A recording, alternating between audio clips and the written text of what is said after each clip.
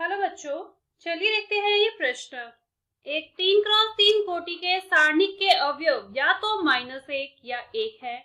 इस प्रकार सारणिकों की संख्या 2 की घात 9 बराबर 512 है। एक या -1 अवयव वाले 3x3 कोटि के सारणिकों को ऋणात्मक विशेष सारणिक कहते हैं। यदि किसी पंक्ति या स्तंभ के अवयवों का गुणनफल -1 हो, जैसे कि इस वाली सारणिक में विशेष ऋणात्मक सारणिक है। 3x3 कोटि के विशेष ऋणात्मक सारणिक की संख्या होगी। पहला विकल्प है 10, दूसरा विकल्प है 12, तीसरा विकल्प है 16 और चौथा विकल्प है 18। इस प्रश्न को हल करने के लिए हम इसकी मुख्य अवधारणा देख लेते हैं। देखिए, 3x3 कोटि का सारणिक मतलब यहाँ इसकी पंक्ति में भी 3 अवयव होंगे और इसके स्तंभ में भी 3 अवयव होंगे। इसमें होंगे कुल 9 अवयव। अब इसमें आएगा या तो -1 और या फिर 1, मतलब कोई भी 2 अवयव एक स्थान पर आ सकते हैं। और ऐसे ही हमारे पास 9 स्थान है, मतलब इसमें कुल संभावनाएं आएंगी 2 की घात 9 मतलब कि 512, जैसा कि प्रश्न में दिया गया है। अब प्रश्न में एक कंडीशन डाल दी है कि पंक्ति और स्तंभ के अवयवों का गुणनफल -1 होगा। उसे कहते हैं विशेष ऋणात्मक सारणी या ऋणात्मक विशेष सारणी। ठीक है, जैसे कि यहाँ पे उदाहरण में देखिए, अगर 1 -1 और 1 की गुणा करेंगे तो ये -1 आएगा। ऐसे ही किसी भी स्तंभ के अवयवों की गुणा करके देखिए -1 आएगा, है ना।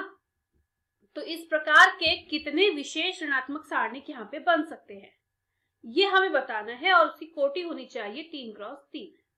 तो देखिए कितने तरीके से बन सकती है। यहाँ पे हम कोई भी 2 अवयव भर सकते हैं। अगर हम पहली पंक्ति की बात कर रहे हैं जिसमें हमें 3 अवयव भरने हैं, तो यहाँ पे भी 1 और -1 में से कुछ भी आ सकता है। यहाँ पे भी 1 और -1 में से कुछ भी आ सकता है।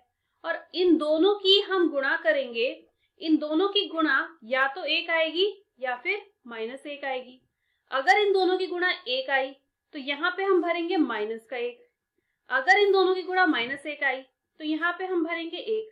मतलब ये अपने हिसाब से हम फिक्स करेंगे और यहाँ पे भरने की संभावनाएं 2-2 है।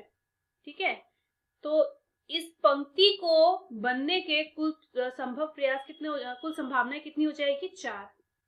तो अब अपने प्रश्न पर आते हैं, जहां पे हमें ये 3x3 कोटि का सारणिक भरना है। मतलब इसमें ये 3 पंक्ति और 3 स्तंभ भरने हैं और तीनों का जो गुणनफल आना चाहिए, इनके अवयवों का जो गुणनफल आना चाहिए वो -1 आना चाहिए। तो यदि हम पहली पंक्ति की बात कर रहे हैं R1 के लिए, यहाँ पे कोई भी 2 अवयव आएंगे, यहाँ पे कोई भी 2 अवयव आएंगे और यहाँ पे हम अपने हिसाब से फिक्स करेंगे, तो कुल संभावनाएं हो जाएंगी 4। ऐसे ही R2 के लिए, यहाँ पे कोई भी 2 अवयव आएंगे, यहाँ पे कोई भी 2 अवयव आएंगे और यहाँ हम अपने हिसाब से फिक्स करेंगे, तो यहाँ भी कुल 4 आएंगी। अब ऐसा ही हमें स्तंभ में भी करना है। इन तीनों का गुणनफल -1 होना चाहिए, है ना। तो यहाँ पे हम अपने हिसाब से फिक्स करेंगे, यहाँ पे अपने हिसाब से फिक्स करेंगे और यहाँ पे भी अपने हिसाब से फिक्स करेंगे, जो भी यहाँ पे अवयव होंगे। तो इसमें एक ही संभावना होगी, तो कुल संभावनाएं कितनी हो जाएगी? इन सबका गुणनफल, मतलब 4 गुना 4 गुना 1 बराबर 16। और 16 हमारा विकल्प सी है। तो आप कहेंगे अतः विकल्प सी सही उत्तर है। मैं आशा करती हूँ मुख्य अवधारणा की मदद से आपको इस प्रश्न का हल समझ आया होगा। धन्यवाद।